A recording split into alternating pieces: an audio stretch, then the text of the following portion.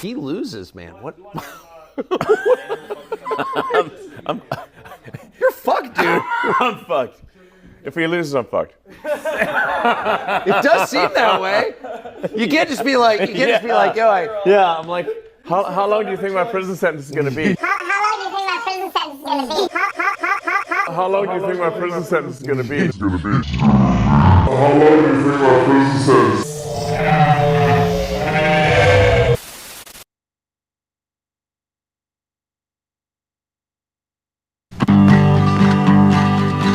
Well, I was feeling low down and blue. I didn't know what in the world I was gonna do. Them communists, they were coming around. They were in the air. They were all over the ground. They wouldn't give me no peace.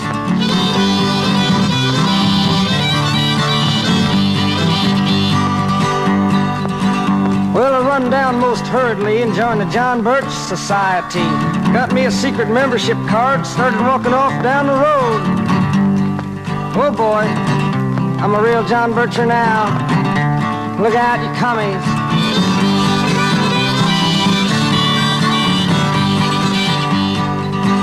Well, we all agree with Hitler's views. Although he killed 6 million Jews, it don't matter too much if he was a fascist. At least you can't say he was a communist. That's to say, like if you got a cold and take a shot of malaria.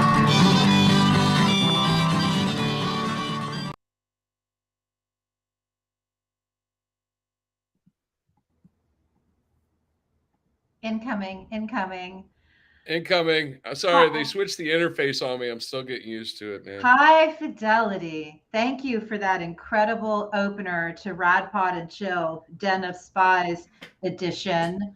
That was amazing. I'm Heidi Kuda. Hold on. We have to thank Jim for that intro. I was about to. Okay. Yeah, I was about to. So yeah, Heidi Kuda with Jim Stewartson and High Fidelity. We have a show titled Radicalized Truth Survives, where we do a weekly investigative show about disinformation. We interview a ton of authors. Thank you to everybody who watched our interview with Gareth Gore last week. Those are some of the highest numbers that a show that's not funded by Russian military intelligence gets. So thank you. Somewhere around 10,000 people have seen our Gareth Gore episode. And we also just dropped our Craig Unger episode. We're going to be talking about his new book, Den of Spies.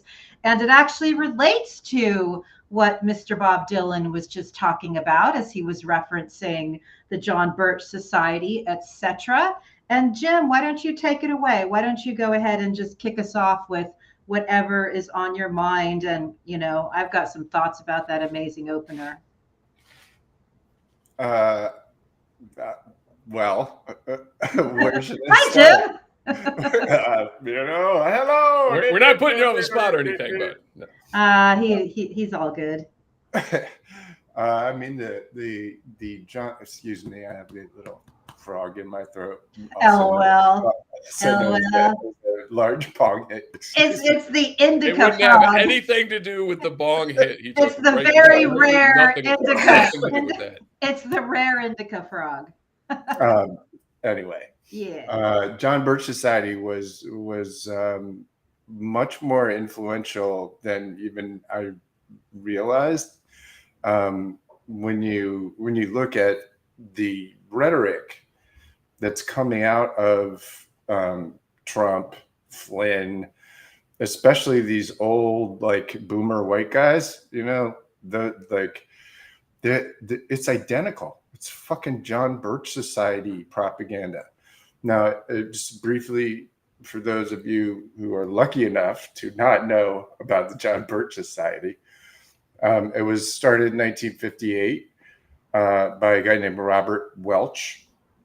Welch was one of these nepo baby fail sons who was in the candy business.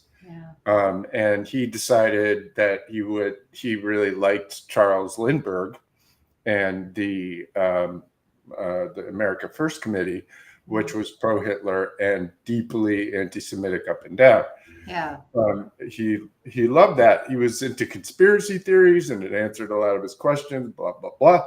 And he thought of himself as kind of amateur sleuth. And in 1958, he got a bunch of his white, sort of rich, ne'er-do-well friends, I guess, together. And what he did was pretty remarkable. In 1958, you got these 11 white guys in a room. Fred Koch. Thanks for you stepped right on my line. So What the sorry. hell is So that sorry. about?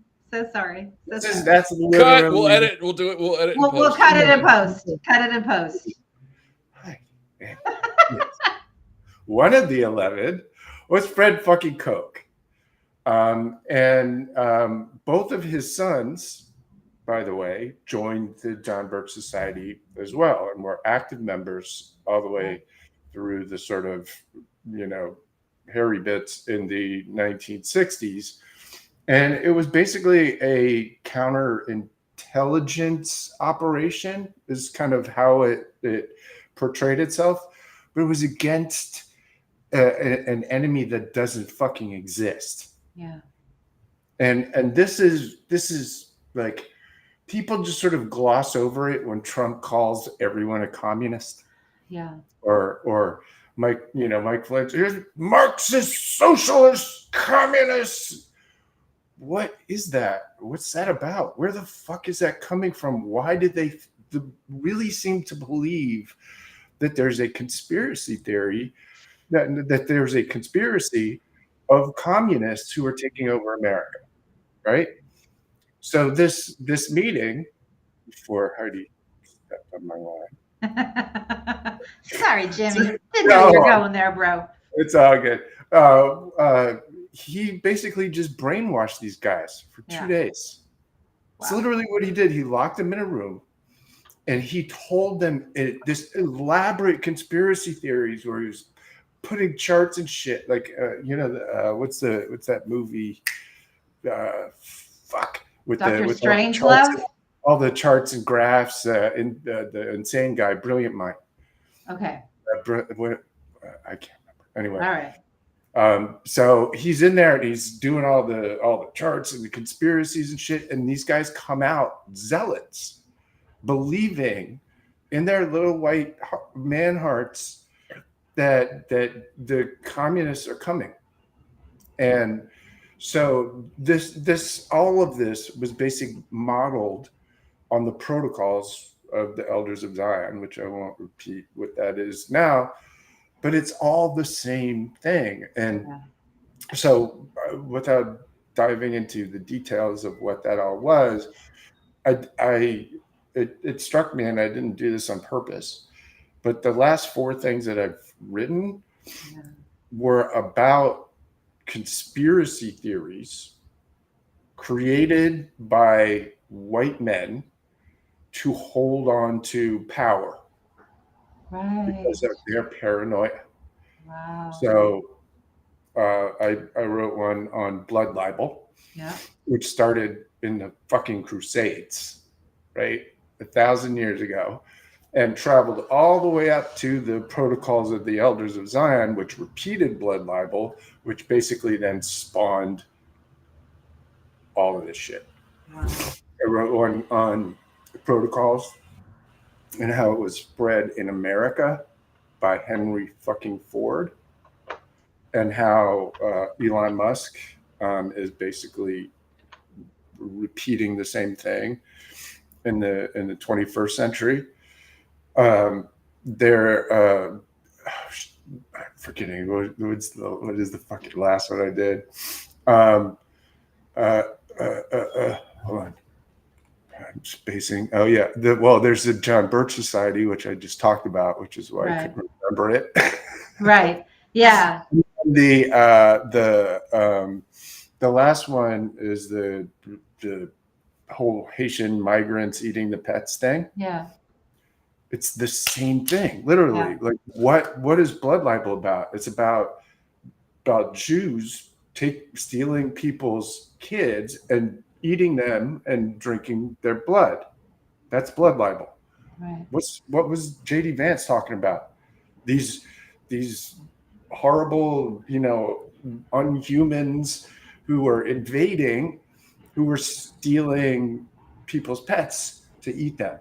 right? And then some of these people just went, no, they're getting babies too. Babies, yeah, right. That, you know, Laura Loomer, same one. Yeah, Like, right. you know, they all of it is the same idea. It's Right. the same terror of guys that look like me in hi-fi who really fucking need to get over themselves. Oh my God. Can we just knock it off, boys? You big fucking babies. It's okay. But it's brown people, black people, women. It's like they're not gonna hurt you, for fuck's sake. It's just this sort of internal terror that has been passed down for generations. And, you know, hell if I'm going to be the one that finally gives into it. Well, thank you for all of that. It's also, I think you hit the nail on the head when you said how intrinsically linked it is to power. And the reason I jumped in with Fred Koch is I just was revisiting all of my American Monster series investigations because I compiled it into a book form yesterday. And reading about Fred Koch and the conspiracy farming group, the John Birch Society, which he helped create, his son Charles was raising money for it. And the thing is, Fred Koch also was, you know, in business with Stalin and Hitler. And so, like, yes, I think that some of these guys are demented true believers. Others are compromised. Others are just using these narratives to seek power. Yes, Jim, what else did you want to say? Well, you know who else was raising money or who was giving money to the John Birch Society? Fred, and this is important, Fred fucking Trump. Yeah, right. According to Roger Stone, who knows. Yeah. Right. Trump was friends with the aforementioned Robert Welch, who's a fucking Nazi. Right. And not only were they friends, but Fred was secretly funding the John Birch Society in the 60s. Now, what's especially important about Fred right now is something that just happened today that I still haven't seen any corporate media talk about. I've seen a lot of people who know what the fuck they're talking about it. But Donald Trump just booked the Madison Square Garden. Yeah, right.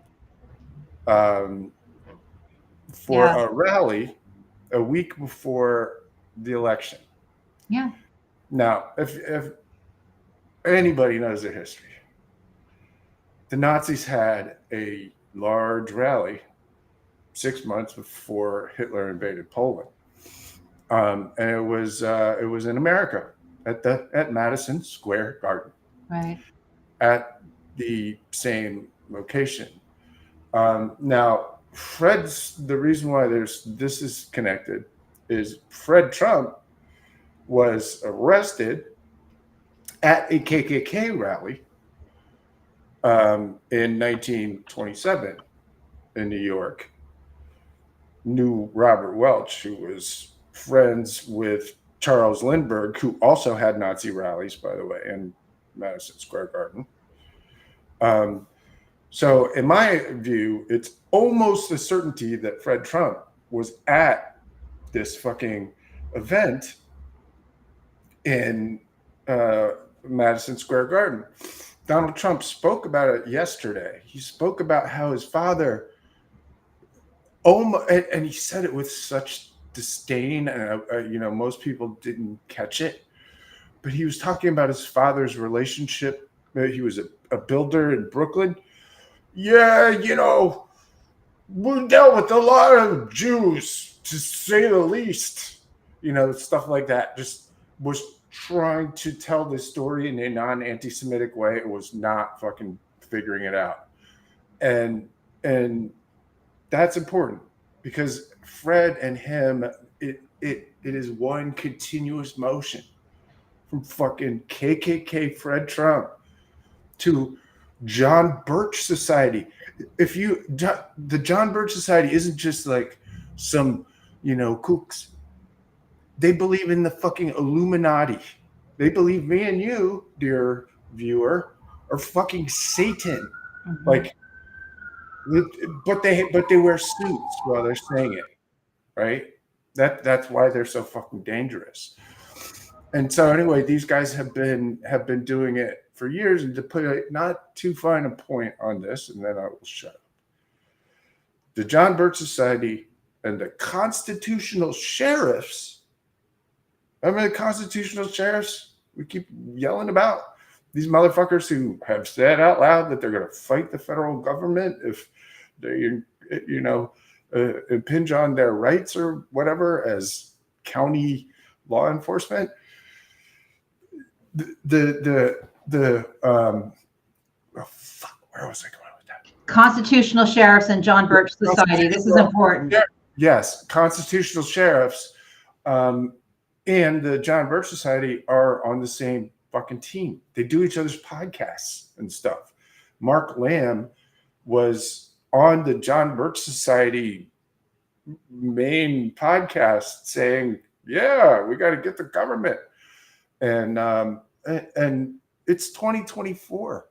These motherfuckers started in 1958, and they're still doing the same thing. Every time you hear somebody say Marxist, communist, socialist, right, whatever, right, that's who you're listening to. Thank you. I have this is also important. I got your back. I'm here for those little brain freeze moments. I got your back, man. What I wanted to chime in on is that talking about Fred Trump, who's Fred Trump's lawyer, Roy Cohn. What was Roy Cohn linked to? The Lavender Scare, the Communist Scare, Red Scare, all the scares, a gay man, virulently anti-gay, all the things, Trump's mentor, Roger Stone's mentor, all the things also weird. I bring it up because listening to President Obama's speech tonight and hearing him talk about, we need to rebuke all this shit. Like the normalization of scandal, the normalization of all this lying culture, all this conspiracy culture. And you know how the Red Scare and the Communist Scare was stopped? It was stopped with 7 fucking words. Have you no sense of decency, sir? And I'm going to try to pull up, I think that is actually the direct quote. McCarthyism flamed out when the chief counsel for the U.S. Army, Joseph Nye Welch, also a Welch, was it the same Joseph Welch? Couldn't be. No, that's a different guy. Wait a second. Holy shit. Robert Welch. Yeah. Be interesting to see if there's any connection. But he spoke these words, have you no sense of decency, sir? We need to be repeating that for the next few weeks, every single time this shit, because what have we talked about from the very beginning on RadPod? Our decency is being assaulted. Everything that is good is under assault. Everything that is loving and kind and inclusive. We are a diverse country in the process of succeeding. These guys are trying to take it back to this bullshit. And there's another thing I want to share with you guys that I just learned. I'm reading a shit ton of books, as you know, on 30s Germany. And what did I just find out today or yesterday? That all the functionaries that were with Hitler in 32 in December, they all pledged their loyalty to him. And it was a performance of solidarity. It was imposed devotion. So many of these guys hated his guts. And I bring that up because when you see Musk stumping for Donald Trump, I'm going to presume these guys don't really even like each other. They just all know each other's secrets. Do you remember Sean Hannity and Tucker Carlson and all their DMs about Rudy Giuliani and Donald Trump and how much they hated their guts? They're making America think they all like each other because they are clinging to each other for power. Why? Because I think if things go well in November, and I hope that they do, Steve Bannon will not be the only one of these fucking guys in prison. And I just needed to get that out because I think we have an opportunity to expose them on many levels. One, they have no sense of decency, and the other, most of them hate each other. They don't like each other. It's like they had to create these bedfellows. The thing is, it doesn't matter that they hate each other. That's the problem, right? Is that what matters is their shared project, right? They have a shared project, and they are willing to do and say anything in order to succeed with it. And the shared project is the elimination of liberal democracy as a viable governmental pattern in the world. They want to get rid of the idea of democracy because they see it as institutionalized empathy, which they don't understand, because the people behind this are fucking psychopaths. And it's really, when you look at Elon Musk, you look at Donald Trump, look at Mike Flynn, what is the thing that they have in common? What is it that is in their fucking head, right? Criminality. Well, but it's not, it's worse than that, right? There are lots of people who do crimes for lots and lots of reasons. This is a fundamental inability to understand humans, right? That there is a part of humanity that has this kind of gene, if you will, right? Where that can be radicalized, that can be excited. And so, everything that we're doing is about that. And so they don't give a shit that they, Mike Flynn, and by the way, has been telling on himself. I've been watching your feed. About all kinds of stuff. Shocking. All kinds of stuff that he's been trying to hide for fucking years. He's just like, I am, which is is something that I've been tracking for years now, and he finally just basically came out with it because they literally see this as their end times, right? And it's not because Mike Flynn believes in some kind of Christian God or anything like that. He doesn't. That's none of that shit. All of this is about this sort of belief that they are somehow destined because they have this power to be psychopathic. They think that's a superpower, right? They think that the fact that they are willing to do these things. Elon Musk knows exactly what he's doing. He doesn't believe this shit. He doesn't believe any of what he's fucking saying. I mean, except for the fact that he's a fucking idiot. But it's intentional. It's all about exciting this one specific kind of strain of humanity. Right. And unfortunately, they're, and I'll land, relating to the conspiracy theories thing, right? Yeah. There is a psychological relationship between these things. Right. People who think of human beings as the enemy automatically assume that other people feel that way too, right? And so that is how they rule. That is how they want others to behave. And so that's why they model it, and that's why you have so many fucking sociopaths around, because they created an alternate reality for these people where it's if you're not cruel, you're weak. Right.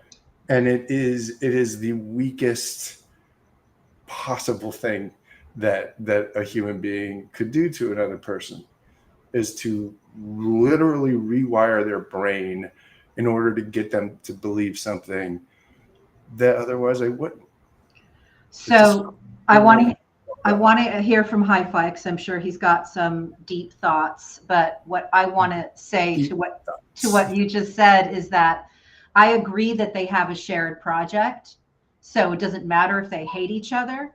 But what I feel is that it gives us an opportunity in the next days and weeks to do some wedging. I don't know what it'll look like or if it'll even be effective, but there is an opportunity to combine have you no sense of decency with your just completely a total and utter fraud. And I don't know what to do with that, but it's helpful to me. And the other thing that I just realized, a lot of things coming, reading history and doing investigating reporting simultaneously, is so many of these guys are just the fucking props. And what we have done on this show is expose the people behind them. And we're going to be talking about that tonight with our Den of Spies interview with Craig Unger. But it's like you have Trump or Reagan or now Vance, who was created out of whole cloth by Peter Thiel, Vance, who had I'm still a piece of garbage. well done, high fidelity. Well done. Vance, who, according to his Senate opponent, Tim Ryan, nonprofit wasn't helping people. It was merely like a way to funnel money to the administrators at the top so they could get millions of dollars as Vance prepared for this political project. So there's all kinds of things being exposed about who and what these people are. And again, George Bush, just kind of the dingbat son of, the oil CIA, money. And all I'm trying to say is that, like, we have been following these shiny objects way too long. We have days left to really hammer away at the scary fucking people behind them that are going to basically do everything they can to destroy our country and make us look like Orban's Hungary very, very quickly. And for those who are still confused, I can't imagine you're watching RadPod, but women are dying because their healthcare rights were taken away. Isn't that enough for you? Isn't that enough for you to not want to support the person who's taking women's rights away? I would hope so. I don't know what kind of person doesn't think that that's a kind of evil, but have you no sense of decency? Well, they're arguing. Hold on. Oh, go ahead, High Five. My bad. It's not just about women dying. It's about the people who are behind Trump, right? It's the whole network. We're seeing the network expose themselves through their lies, through their money, through their actions. It is obvious we are facing a fascist network, right? And yet people can't seem to wrap their little brains around it that, holy shit, our system is so vulnerable and has been manipulated in so many ways that we have created these monsters. These monsters are of our own making. Capitalism is good. Become rich. Now we have an Elon Musk and a Peter Thiel, a Joe Lonsdale, a Harlan Crow, right? Listen to the news. The news will give you all your information. Watch television. Television will tell you everything you need to think. We don't have Walter Cronkite anymore. Hell, we don't even have a Dan Rather. Yeah. And what we do It's just- have, thank you for that, High Fidelity. What we do have are Peter Thiel and JD Vance using their social media platforms to still platform and launch Russian military intelligence operations directly to the minds of millions of Americans. And so when Elon Musk talks about, censorship and free speech, and JD Vance talks about censorship and free speech, the U.S. Justice Department just explained to us that's not about free speech or journalism. Those are military operations to try to push our citizens toward the right and toward Trump. So, yeah. Let's talk about something real fast. Let's talk about the evolution of how this has happened, right? Because we know in the 60s we had the GOP and Nixon doing the deal with the Vietnam War, right? We know in the 70s we had Carter and Reagan, right? Which Craig told us all about, the Iranian hostage situation. We know that, there was the Brooks Brothers riot. In 2000, there was Gore v. Bush, right? Yeah. 2016, we have Donald Trump and QAnon and the online disinformation and WikiLeaks and all of it. And Russia. In Russia in 2020, same bullshit. Now we've got a mob. Now we've got a mob storming our capital. What do you think they got planned for 2024? What do you think Mike Flynn's out here doing with all those sheriffs? All Jim those has guys with told guns? us. Jim has told us repeatedly that the next insurrection is national. Think. So, Jim, take it away. The other thing is, I'm going to go on like a jihad at some point about disinformation as the appropriate word for this. I don't think it is. Every time I hear it, I cringe. And nothing. I'm not mad at you. I hate the word. Yeah, no. But it's this sort of limp fucking like, oh, it's a passive, like, oh, it's just sort of there, and it kind of just does its thing passively, right? Yeah.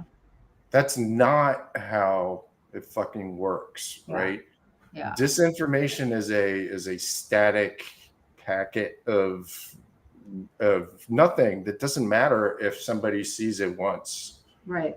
Sees it out of context, doesn't see it with a whole bunch of other stuff around it, all that's designed to rewire your brain.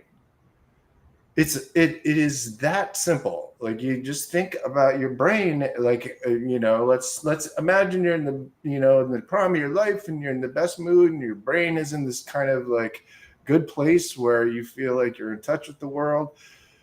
These guys come in and trap you in these environments, and then specific parts of your brain are inflamed. Right? Think of them as being swollen and inflamed.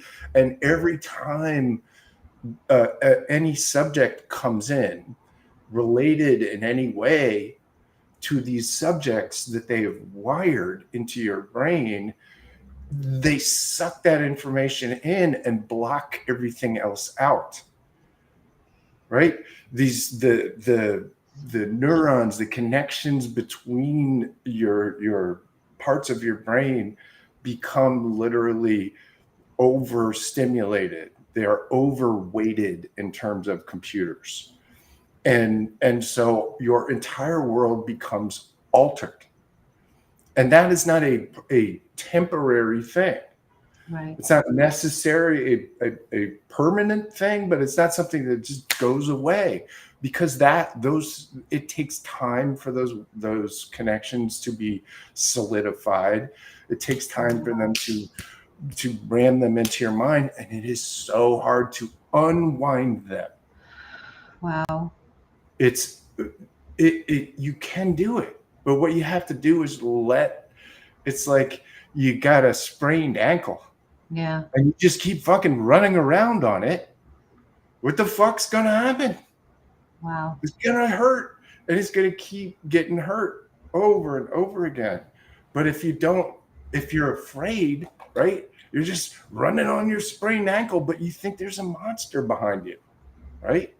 The same thing.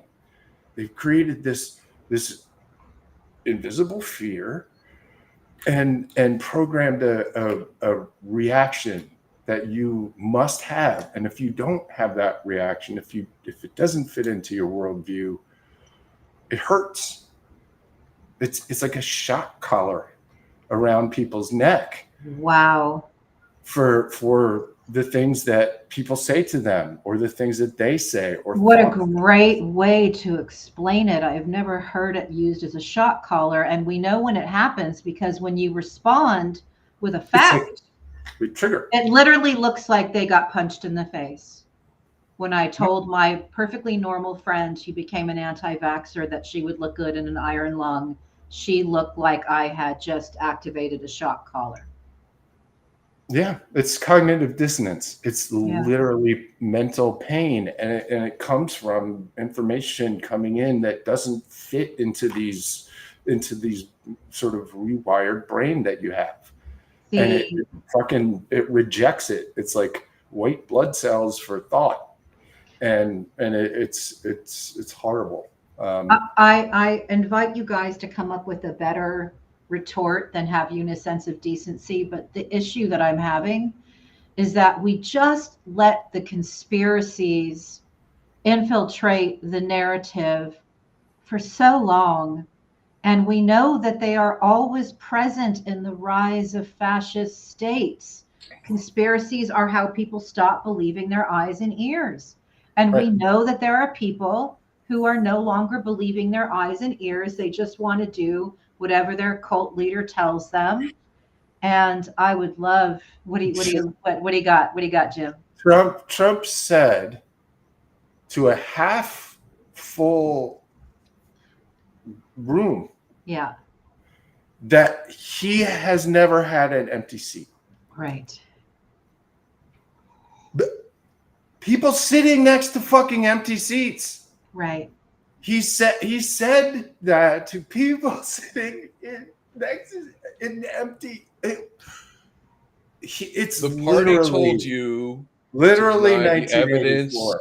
That's right. of your eyes and ears. It It was is their literally final, 1984. That is most the final desperate command. Yes, is when they put you so completely in an alternate reality. Yeah. There's another way of saying it, and I apologize.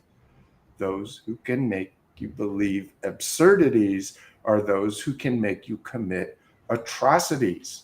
And that played out on January 6th. We saw exactly that play out on January 6th. So let me why just... you had a fucking guy with the horns and the Q and and all of this shit.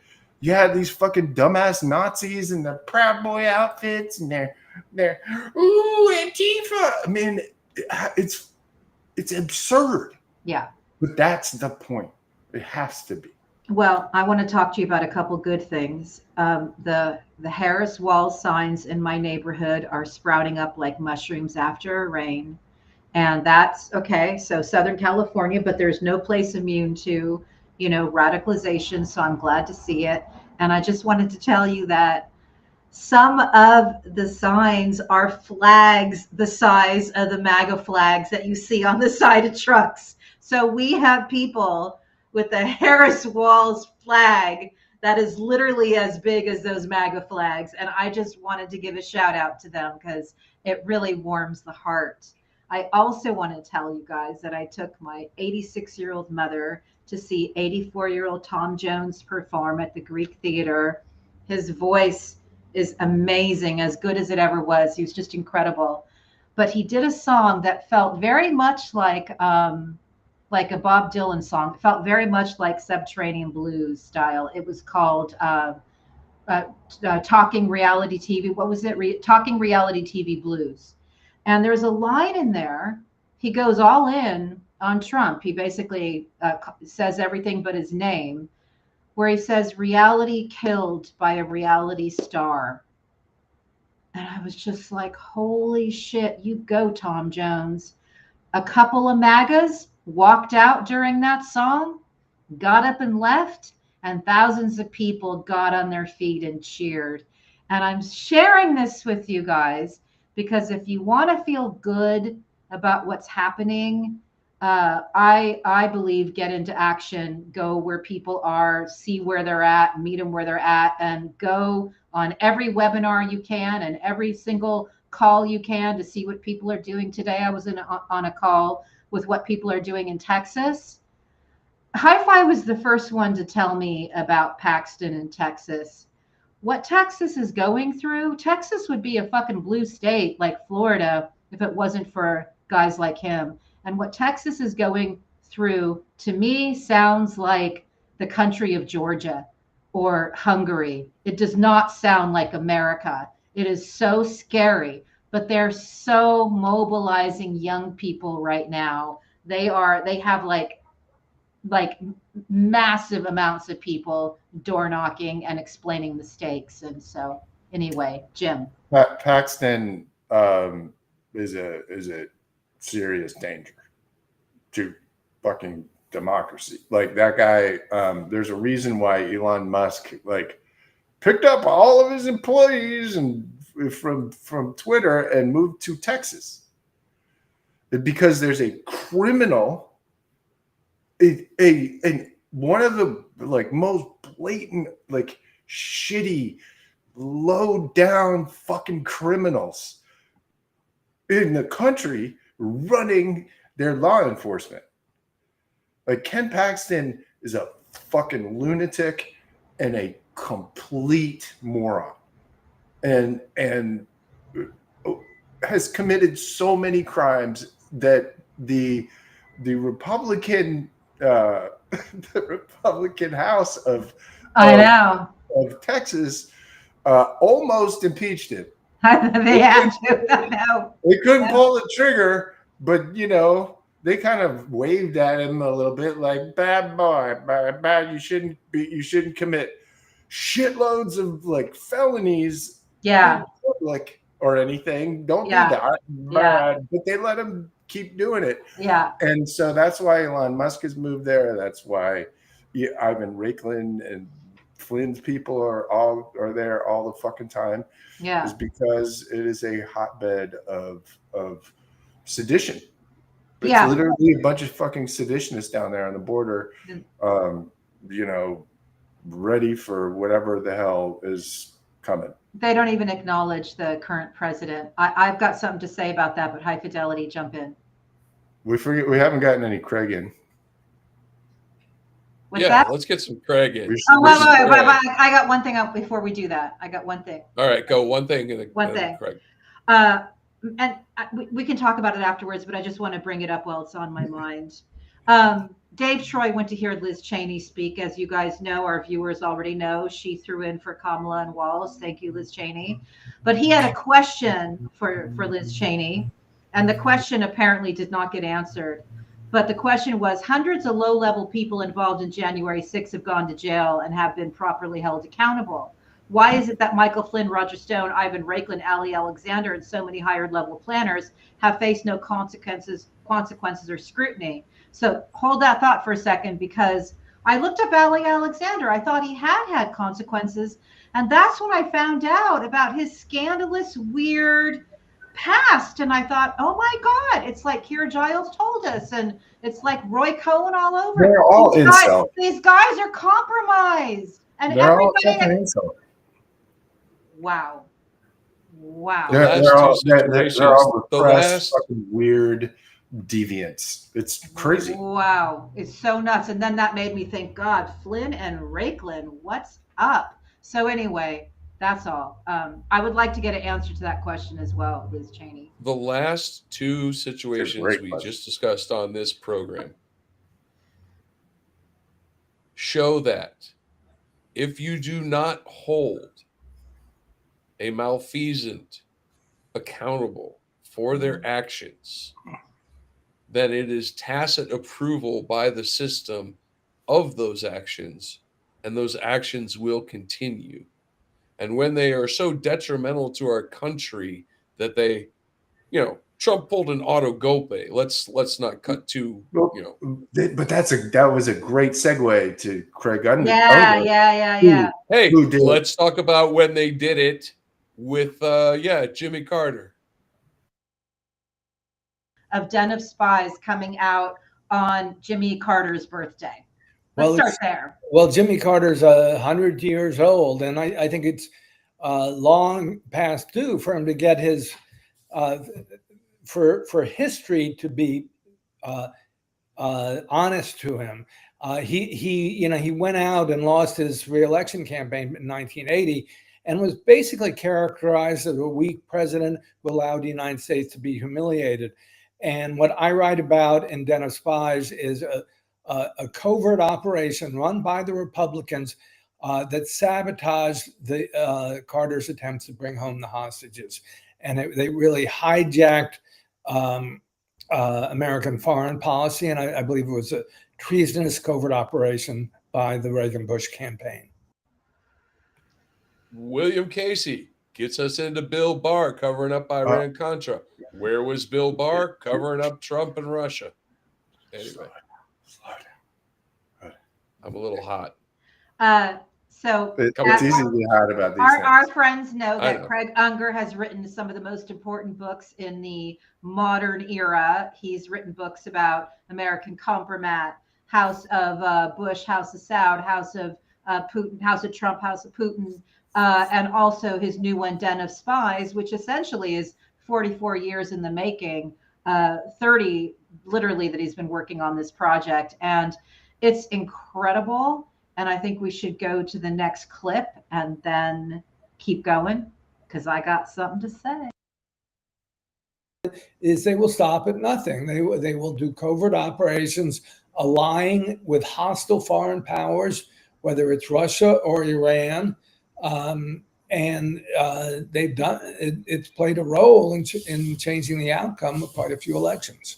In some ways, it's about the national conversation, about how the news we consume is shaped and what is repressed, and it's sort of, this is a very dark chapter in American history. And I mean, part of what I'm saying in this book is we don't like to come to terms with the dark, dirty parts of our American history. 44 years. I hope I'm not blowing one of our clips, but when I was 11 years old, I sat there watching Reagan on half the screen and the hostages on the other half, and I was like, that's weird. What the fuck, man? And I wasn't the only one. Craig was like, everybody on the planet was like, what the fuck? And what happened, and this is important, is the media swooped in to cover this shit up.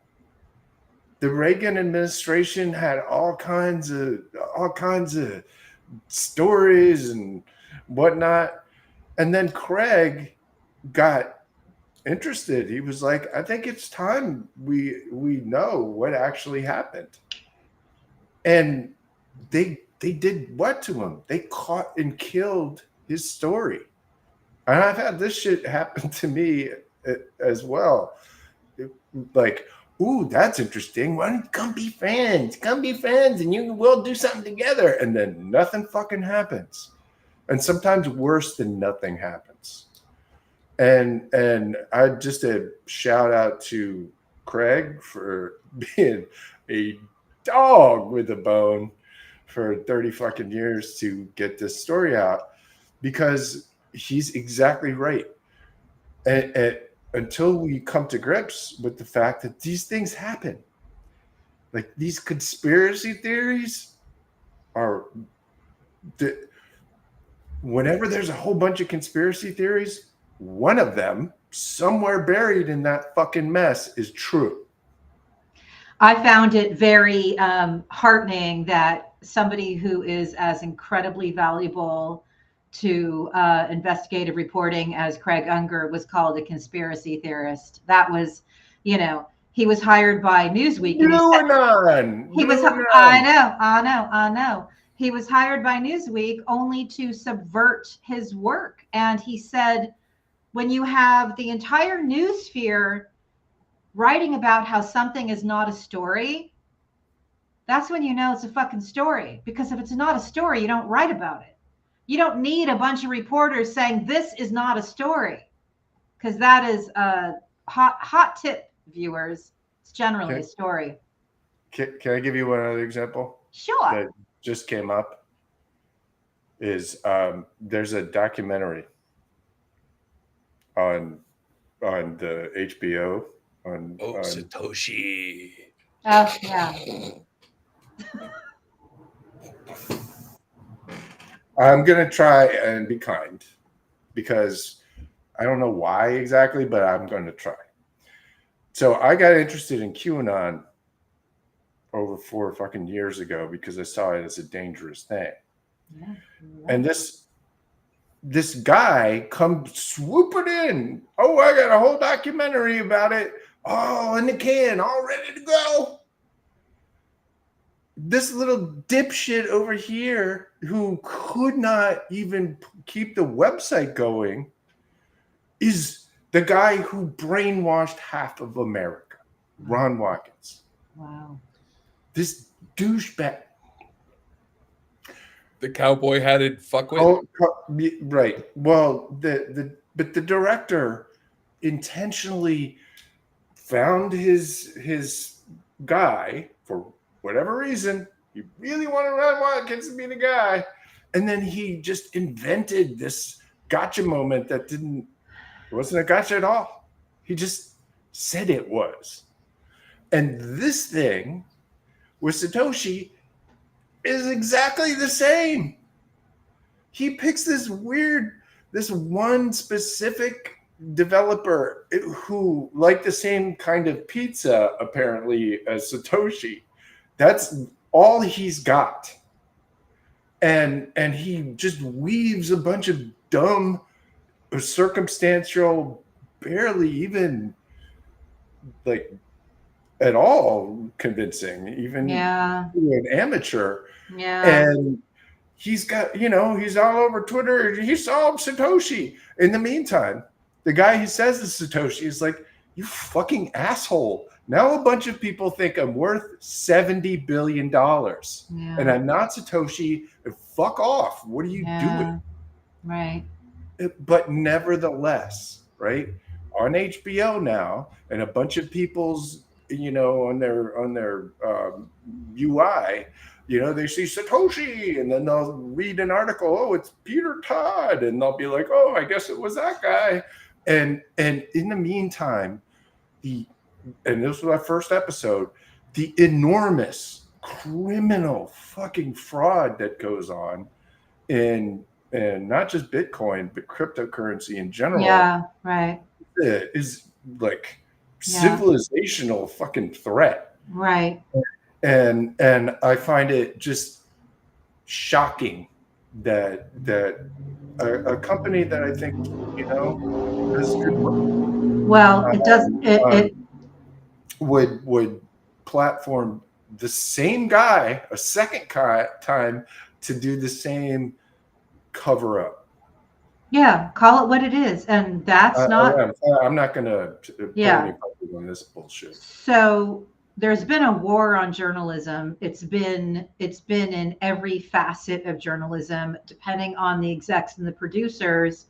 We just had an indictment of 2 RT employees funding a media company, paying influencers millions of dollars to do a bunch of pro-Kremlin shit. And I don't know if it was since our last episode, but I had a very lovely liberal friend who started becoming one of those people who sounded very MAGA adjacent.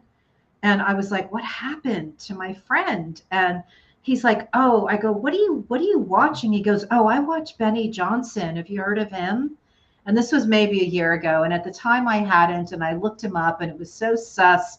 I tried to say, look, this does not look like a good place for you. And I'm not sure what's going on. And of course, Benny Johnson is one of the people who denies knowing that the millions of dollars he was being paid came from, RT employees linked to Russian military intelligence. So I bring this up because I talked to my friend a few days ago and I said, are you still watching Benny Johnson?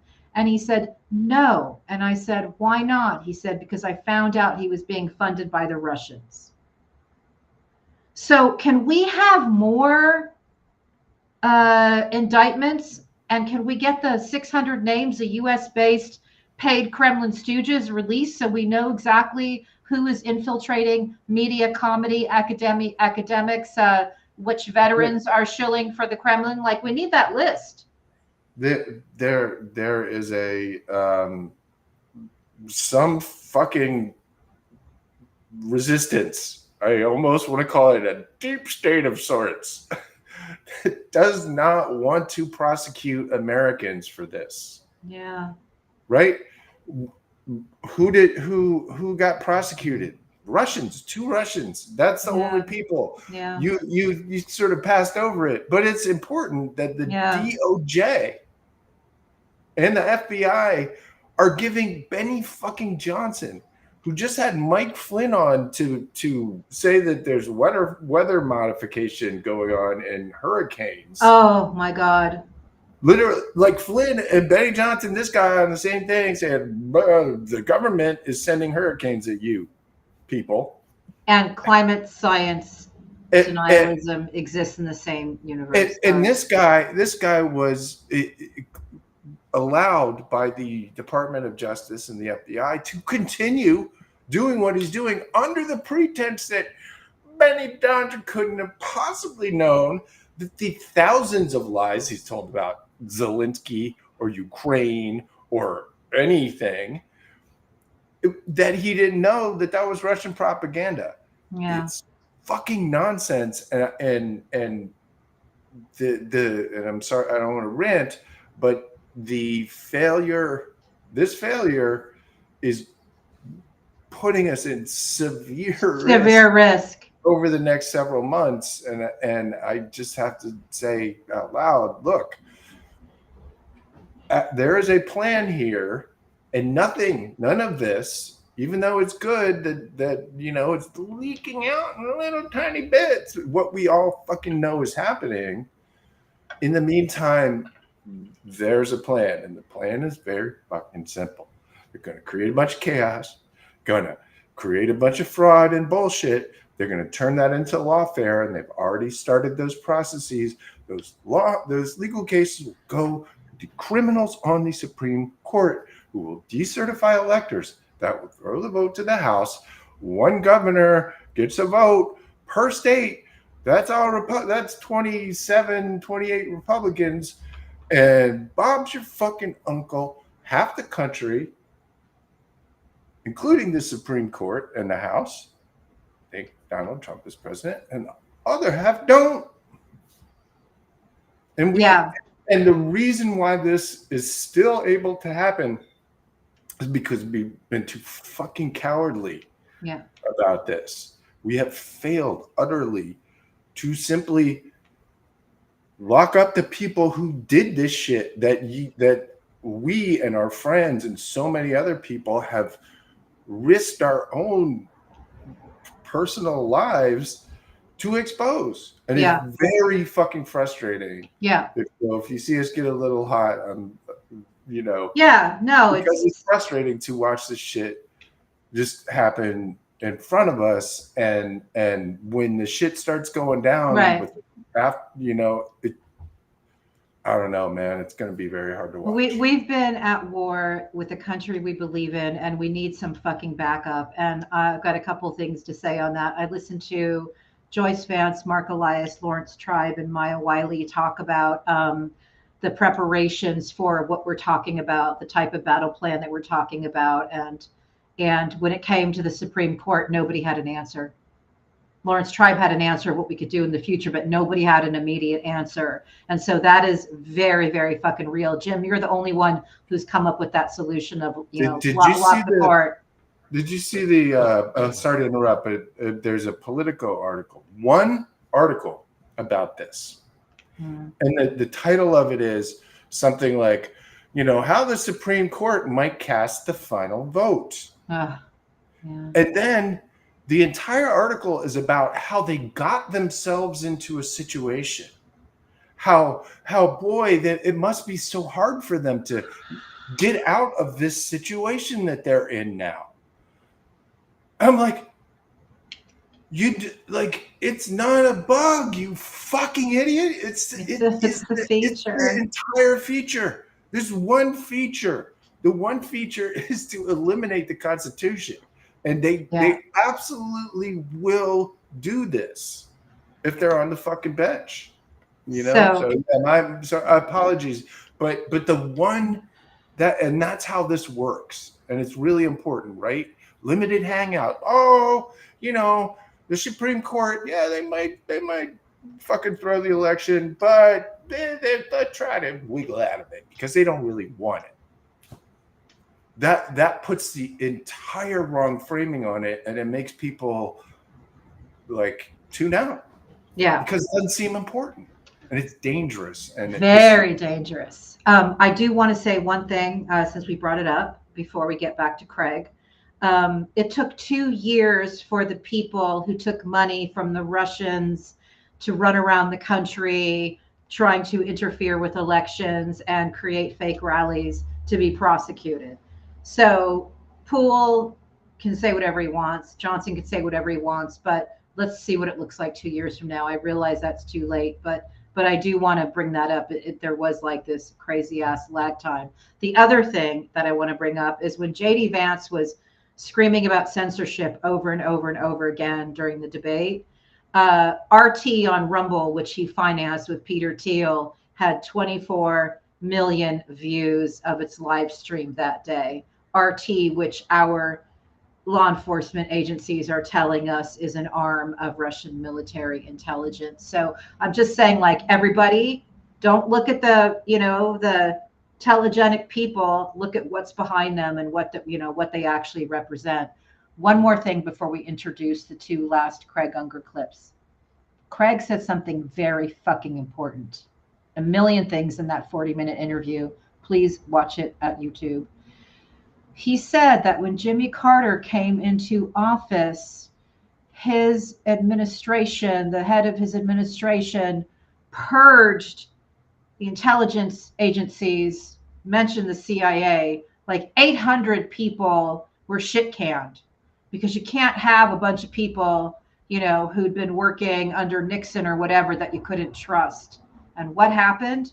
There was a pool of very angry former intelligence agents who were then ready to actually work against Nixon's administration. I bring that up because one of the infections that we have in this country that Jim has highlighted was fired by an administration and then started taking money from our foreign enemies to do their bidding. And it's just a theme that runs through the work that we do and the work that Craig does, and I think it's important. Yeah. All right. Next clip. Very close to Vladimir Putin. He's close to Bibi Netanyahu, and he's close to MBS, who gave $2 billion to his nephew. I mean, so these are serious relationships, and they're all players on the world stage. So the big question is, will it happen again? And, I don't know exactly what will happen, but I will say, does anyone think there'll be an election with no malfeasance? Because we're not holding anyone accountable for their malfeasance. I love what he said. He's talking about the October surprise. Let's hit the last clip so we can have a quick couple. Historically, one reason it was so explosive, I mean, just think of it. Israel did not want it known that it was participating in a covert operation that would sabotage an American presidential election, especially because America is Israel's biggest patron. Well, I just wanted to bring up the fact that in this election, a few days ago, a reporter asked Joe Biden, is Benjamin Netanyahu interfering in this election? And he said, I don't know, which is code for absolutely yes. I mean, it is, right? I mean, there's fucking zero chance Biden is going to be like, I don't know, if he didn't have a very good suspicion. And you can just look at the newspaper to see that Mossad has been running psychological operations, and it's not Blue Anon talking. Those words are in the newspaper, because they literally have been doing that for a long time over here, and Netanyahu has been absolutely part of it. He wants Donald Trump to be president because so does Putin. That's what they want. So does Musk. They want a cabal of despots to be in charge of the world. I did a little video today. By the way, I watched some, not all, but some of Donald Trump's 3-hour fucking speech in Detroit, where he insulted Detroit. It was fucking crazy. the guy is not. He reads a line and then he does a story for like 5 minutes, and no one has any idea what the fuck he's talking about. And then they bring this guy out to do this North Korean question about Ivanka and Jared, or about his kids. So how did you raise such intelligent children? And then he goes off on this whole tangent. They are smart, but some other people, they don't have smart kids, and that's okay. We love them anyway. I was like, and it went on for 3 fucking hours. But there was a section in there. Sorry for the long intro. God bless you for there was a watching section this shit. in there that was about something, and this is like 2 hours in. That was about something he was going to say near the end, and he just spent 60 seconds saying absolutely nothing, other than it's going to be great. It's going to be fucking amazing. It's going to save Detroit. It's going to be great. You won't believe it. And all I did was put a little bit of carnival music behind it. And